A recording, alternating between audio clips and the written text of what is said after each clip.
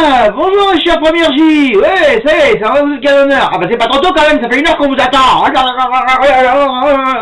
Ça va, excusez-moi, d'accord. Oui, mais bon, c'est pas de ma faute, j'avais les secondes, etc. C'est un peu épuisant en plus. En fait, je me rends compte que c'est assez fatigant à faire ce truc-là. Voilà. Bon, alors, je vais commencer déjà par la correction des 34 et 35, surtout 34 parce que celui qui avait fait avec toutes les petites vaches, etc. Donc, je vous rappelle le 34. Il s'agissait à chaque fois de calculer un produit scalaire, donc AB scalaire AC, avec différents types de figures. D'accord? Alors, ça commençait déjà avec un parallélogramme A, B, C, D. Donc, on demandait, là, on avait AB, la longueur, ça faisait 4. Celle-là, la diagonale C, ça faisait 5. Et on avait un angle ici, 30 degrés. Oh bah, ouais, bon, ça, c'est quand même assez bidon. En fait, c'est pour les J, mais les CE, c'est aussi la correction des exos que je vous ai demandé lundi à faire pour aujourd'hui, pour jeudi, normalement. Donc, si vous avez envie de vous la jouer en mode, non, moi j'ai pas cours aujourd'hui, hein, ben vous la regardez demain, c'est tout la vidéo. Mais par contre, pour mes J, vous la regardez aujourd'hui. Parce que c'était pas aujourd'hui. Ok. Donc, alors j'étais en train de dire. Oui, alors, donc là, c'est le produit scalaire. Bon, alors là, c'est le produit scalaire de base. C'était la première édition. Parce que ça, il y a plusieurs façons de calculer le produit scalaire. Je vous rappelle. Donc, et puis moi, j'aimais bien dans tous ces exercices que je vous ai donnés, du 34 jusqu'au 41. Oui, mais vous avez dit que 34, 35 sur Pronote. Et j'avais mis suggéré jusqu'au 41 pour s'entraîner. Vu que vous êtes en pseudo-vacances, normalement en télétravail, comme vous voulez, etc., vous aviez quand même largement le temps de le faire jusqu'au 41. Voilà. Voilà. De toute façon, pour ceux qui veulent s'entraîner, je ferai quand même la correction. On va faire comme si je vous les avais donnés à faire. Non. Donc,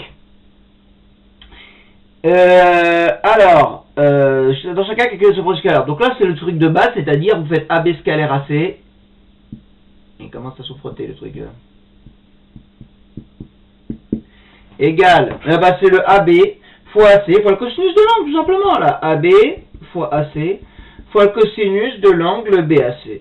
Ah, c'est vraiment le truc, définition géométrique de base. Donc, ça veut dire 4 fois 5 fois le cosinus de 30 degrés équivaut racine de 3 sur 2. Et donc, ça fait 4 fois 5, 20 divisé par 2, 10. 10 racine de 3. Voilà! Le produit scalaire avec AC vaut 10 racine de 3 pour ce premier exemple.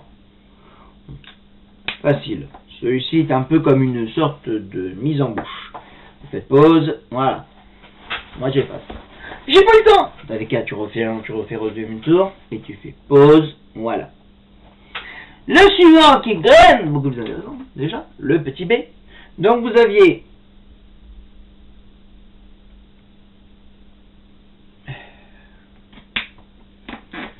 A, B, C.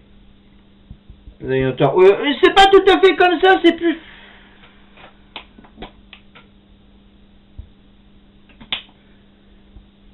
Voilà. C'est ça, histoire de faire un truc un peu plus fidèle au dessin d'origine. Alors, donc on vous dit que cette longueur-là, elle vaut 5, l'autre il vaut 3, dernier qui sert strictement à rien, mais bon, entre nous. Et on vous dit AH égale 1. Et donc une fois de plus, on va calculer AB scalaire AC. On n'a pas. Alors, là, forcément, quand on a ce truc-là, c'est la version produit scalaire avec le projeté orthogonal. C'est-à-dire que, donc parmi les propriétés que l'on a vues, il y avait le projeté orthogonal de C, enfin, quelque part, ce qui se passe, c'est que le projeté orthogonal de C sur AB, c'est H. C'est comme si, en fait, le projeté orthogonal du vecteur AC sur le vecteur AB, c'est le vecteur AH. Et à ce moment-là, on a dit que AB scalaire AC, comme AH et AB en même sens, comme dans l'angle là, on voit bien qu'il est aigu, ça fait AB fois, comme le voit, ils ont dans le même sens, ça fait plus, AB fois AH, c'est le calcul du produit scalaire avec le projeté orthogonal. Voilà. Et donc, ça fait tout simplement 5 fois 1, et ça fait 5.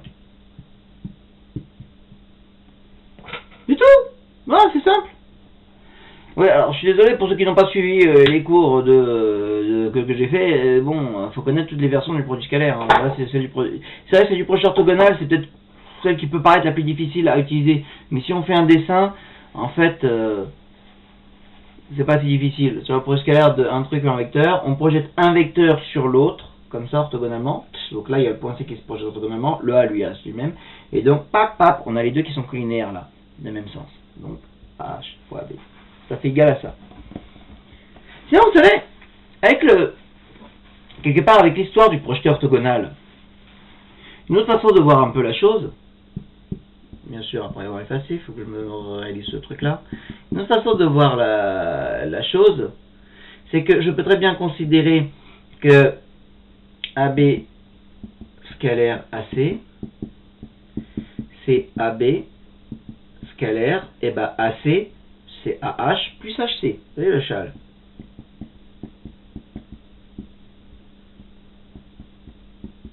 Et donc quand on développe le produit, ça fait AB scalaire AH plus AB scalaire HC. AB scalaire HC passe perpendiculaire orthogonaux. Le produit scalaire de deux vecteurs orthogonaux, ça fait 0. Et donc il reste AB scalaire AH. Et comme les deux sont collinaires de même sens, ça fait AB fois AH. C'est une autre façon de voir la chose. Mais monsieur, pourquoi vous n'avez pas fait la démonstration comme ça? Tout simplement parce que pour montrer ce genre de machin, etc., il a fallu que je passe par la démonstration il a fallu que je passe par la propriété du truc. Donc ça fait ce qu'on appelle le serpent qui se mord la queue. Si, bref.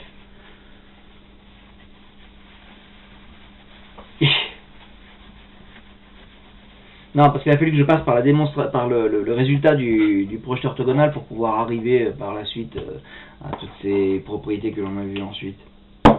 Donc, je pouvais pas me servir d'un résultat qui est issu de cette propriété pour pouvoir démontrer cette propriété, forcément. Alors, le C8 est un petit coup de vache.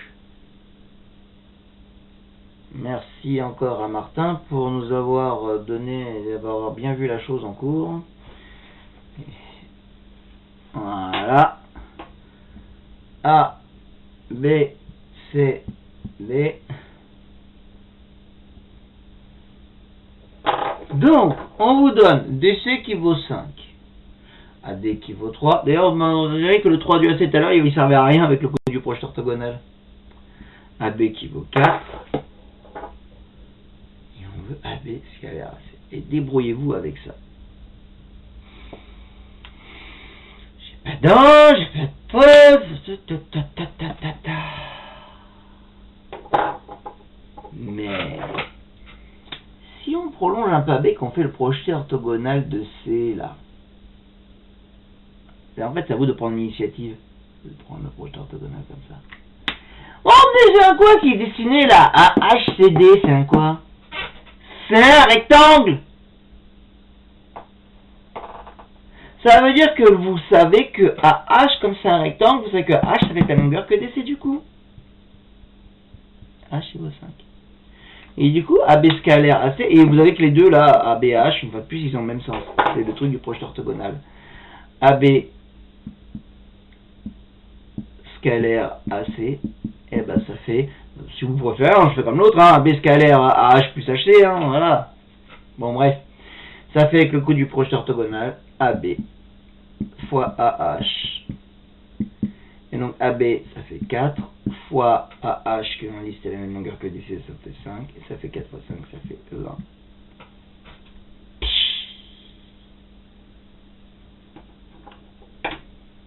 Voilà.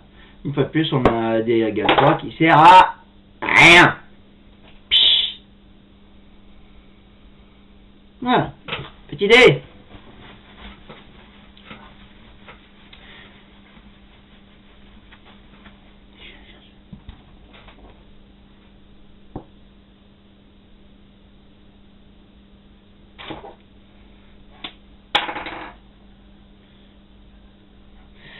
Alors,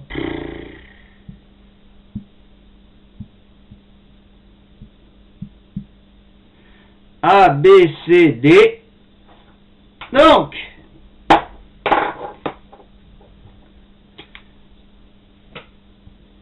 on a AB qui vaut 4, on a AC là qui vaut 6, et on a cet angle là. Bon, c'est un parallélogramme, hein, ça va de soi. Hein. On a cet angle là qui est 60 degrés. Ah, vous avez donné celui-là, vous n'avez pas donné celui-là. Bon, vous avez vu au collège un truc qui s'appelle les angles alternes-internes? Les angles alternes-internes égaux? Ouais, parce que de mon temps, on appelait ça directement les angles alternes-internes. C'était que quand on avait des parallèles. J'ai deux trucs parallèles là. J'ai des trucs qui coupent là. Mes angles là, celui-là et celui-là, ils sont alternes-internes égaux. Donc celui-là, ben, il est égal à celui-là, qui fait 60 degrés. À ce moment-là, ça devient un truc bidon. Ça devient AB scalaire AC, comme d'hab. Allez hop, la formule AB fois AC fois le cosinus de BAC.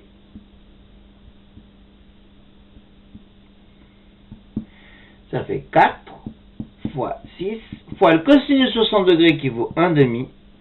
Ça fait 24 sur 2, ça fait 12. Voilà. Pause. Il reste le E. Ah, celui-là. Celui-là, je vous avoue, il était bien caché. Donc, en plus, vous avez un parallélogramme.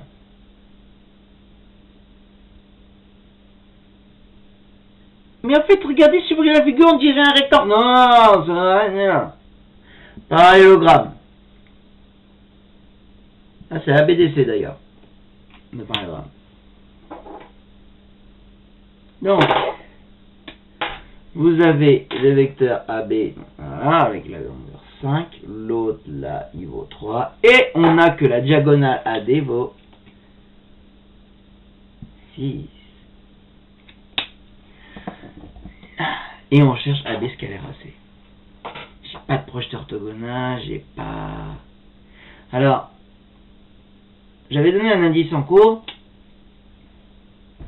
c'est que normalement vous avez vu en classe de seconde un truc qui s'appelle ce qu'on appelle identité du parallélogramme. Quand vous avez le parallélogramme ABDC comme ça, vous avez cette égalité là. Maintenant les gens ont tendance à pas l'oublier cette propriété, mais vous avez le vecteur AD qui est égal au vecteur AB plus le vecteur AC.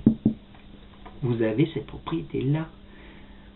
Et celle-là a tendance malheureusement à être oubliée par les gens. Ils la voient un jour en seconde, et puis ça n'a rien ce truc. Puis ils l'oublient. Ou alors, ils l'ont quelque part écrit, j'étais pas à Tortifruco, ils sont en train de bavarder, et ils l'oublient. Bref, les gens l'oublient. Eh bien écoutez, je vous propose donc de faire le truc, donc AD égale AB plus AC. Donc, pourquoi? Bah, regardez, on va utiliser justement la propriété avec, vous savez ce qu'on a fait avec l'identité remarquable sur le produit scalaire. Du coup, j'ai la norme de AD au carré qui est égale à la norme de AB plus AC au carré. Identité remarquable. Ça fait AB carré plus AC carré plus 2 fois le produit scalaire AB scalaire AC. Oui, normalement, ça fait norme de AB au carré plus norme de AC au carré, mais bon, la norme de AB, c'est la longueur AB, la norme de AC, c'est la longueur AC. Donc voilà, c'est ça. Plus 2 AB scalaire AC. Voilà. Donc en fait, je me retrouve, bon, pause, voilà, parce que je vais effacer le dessin. Merde, attendez, parce que j'en ai besoin là.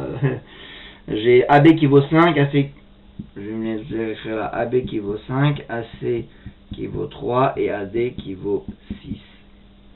Non, parce que le dessin il prend un peu de place, mais de rien.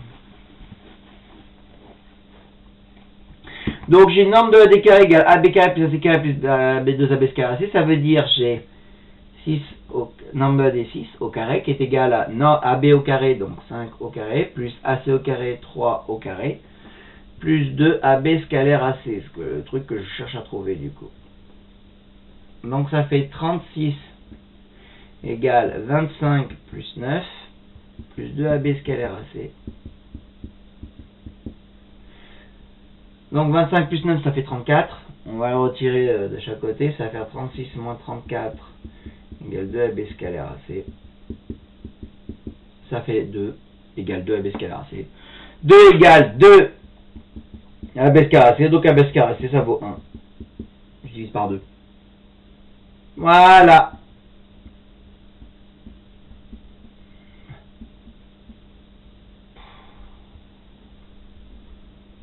C'est un gueule.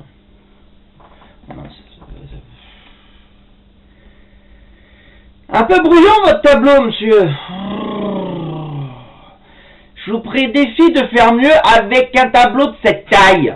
Déjà, je me plaignais quand on était le mercredi en dentiste d'avoir un diable de trucs, mais alors là, il est encore plus petit que... C'est le quart de ce que j'ai le mercredi, déjà. Je passe avec ça. Je sais que vous êtes obligé de faire des pauses sur YouTube, désolé. Voilà. C'est un 2 pour le 34. On va corriger 35. Merde, je suis déjà à 16 minutes. Je voulais une idée vers des vidéos d'un quart d'heure, mais... 35 et puis après, par contre, pause. Le temps de lancer les autres, d'aller prendre un coca, de lancer éventuellement le poulet à cuire, parce que bon... c'est voilà, bref. Et puis, aussi, vous prenez la correction pendant que je ferai la correction du reste après, ne vous inquiétez pas, je ne vous demande pas. Alors, U et V sont deux vecteurs du plan, tels que norme de U égale 5, norme de V égale 3, et U scalaire V égale 8. Donc, norme de U, les données c'est norme de U égale 5, norme de V égale 3, et U scalaire V égale 8. Voilà, on a ces données-là. Et après, il y a différents petits calculs à faire. Facile, hein. A, moins 2U scalaire 3U plus V. On utilise la distributivité du produit scalaire. Donc ça fait moins 2U scalaire 3U. Donc ça fait U scalaire U. Ouais, si vous voulez, je détaille, allez hop. Moins 2U scalaire 3U. Moins 2U scalaire V. Et le développement. Bon, moins 2 fois 3, ça fait moins 6. Et ça fait moins 6, norme de U au carré. U scalaire U, norme de U au carré. Moins 2 U scalaire V. Donc ça fait moins 6 fois 5 au carré. Donc ça fait moins 6 fois 5 au carré, moins 6 fois 5 au carré, moins 6 fois 25, donc ça fait moins 150, moins 2 fois 8, donc moins 150 moins 7 qui fait moins 166. Voilà. Le calcul qu'on nous a demandé, ça faisait moins 166. Ok, pause, ouais, suivant. B. 2U moins 3V scalaire moins 4U plus V.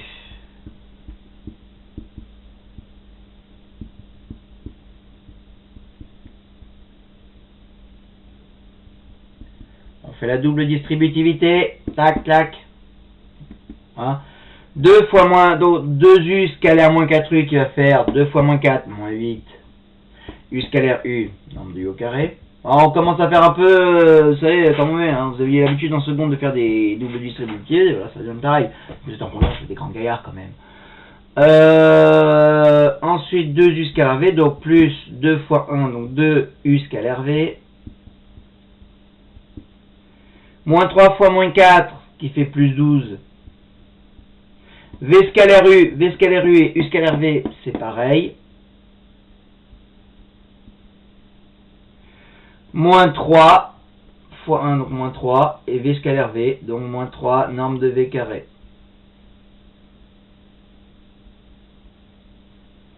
Ouais, c'est mal écrit, mais c'est moins 3, norme de V au carré. Donc ça fait moins 8, norme de U au carré, plus 2, plus 12, donc plus 14, U scalaire V, moins 3, norme de V carré. Comme ça, c'est mieux écrit, le moins 3, norme de V carré. Oui, je sais, on va pas la différence entre vos U et vos V, hein, même dans vos vidéos. Non, m'embêter.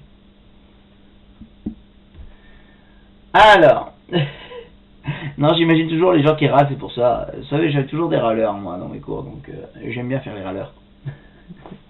Je fais les autorâleries. Et mes élèves, ils sont habitués. Alors, moins 8 fois 25, ça fait moins 200, ça. Plus 14 fois 8. 14 fois 8, c'est qui fait 80 plus 30, ça fait 112. Moins 3 fois la norme de V au carré, ça veut dire moins 3 fois 3 au carré, 9, moins 3 fois 3, 9, donc ça fait moins 27. Ça fait moins 227 plus 112. Ça fait moins 115. Voilà. Ok. Moins 115.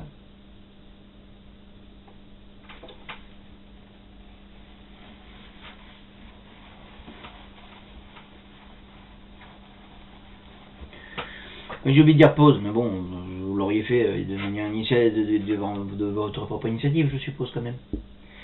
Norme de U plus V. Alors, norme de U plus V comme ça, on peut pas le calculer. Mais on peut calculer la norme de U plus V au carré. Et utiliser l'onde remarquable.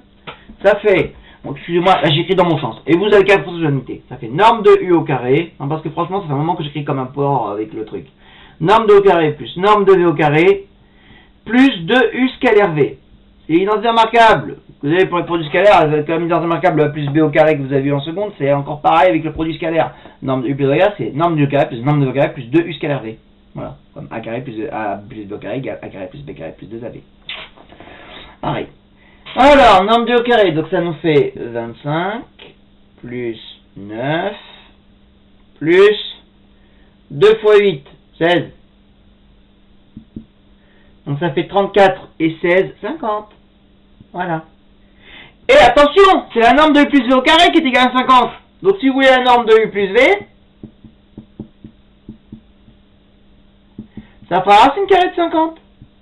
Ça fait racine carrée de 25, pas 2, hein. Et ça fait racine de 25 fois racine de 2, ça fait 5 racines de 2. Tac, voilà. Bon, il y en a qui veulent s'arrêter à racine de 50, 50, c'est bien, je savais, quand on veut mettre des fois sur le truc, je leur fais un racine de B. Voilà, pause, ok. Parce que là, en fait, je vais faire, comme je fais en cours, la méthode du fait de la fignasse. C'est-à-dire que si je veux norme de U moins V maintenant au carré, c'est encore identité remarquable, U norme de au carré plus norme de V au carré, moins de U scalaire V. Donc en fait, je reprends les mêmes calculs, mais au lieu d'avoir plus 16, ça va me faire moins 16.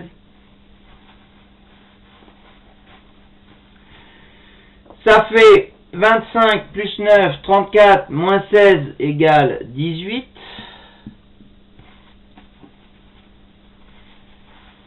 Et donc, norme de U moins V, ça fait racine carrée de 18. Ça fait racine de 9 fois 2. Ça fait racine de 9 fois racine de 2. Ça fait 3 racines de 2.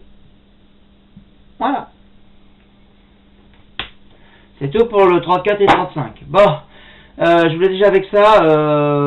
Je vous fais la suite de la correction après, parce que déjà, là, 23 minutes, j'ai pas envie de faire toute une vidéo d'1 heure, parce que franchement, je vous assure, quelque part, je sais beaucoup plus souvent que ce que je pensais, faire des longues vidéos comme ça. Voilà, je vois comment il y a des youtubeurs qui font des fois pour rester beaucoup de temps comme ça. Mais bon, voilà. Donc je vous retrouve après. Bon, au cas où vous ne les avez pas fait, hein, vous me faites la suite 36, 37, 38, 39, 40, 41. Bon, prenez déjà cette correction et puis je reviens après pour le temps. De toute façon, la vidéo dure 24 minutes, alors ça me laisse aussi 24 minutes pour faire la suivante et la mettre. Bon, allez, à tout de suite.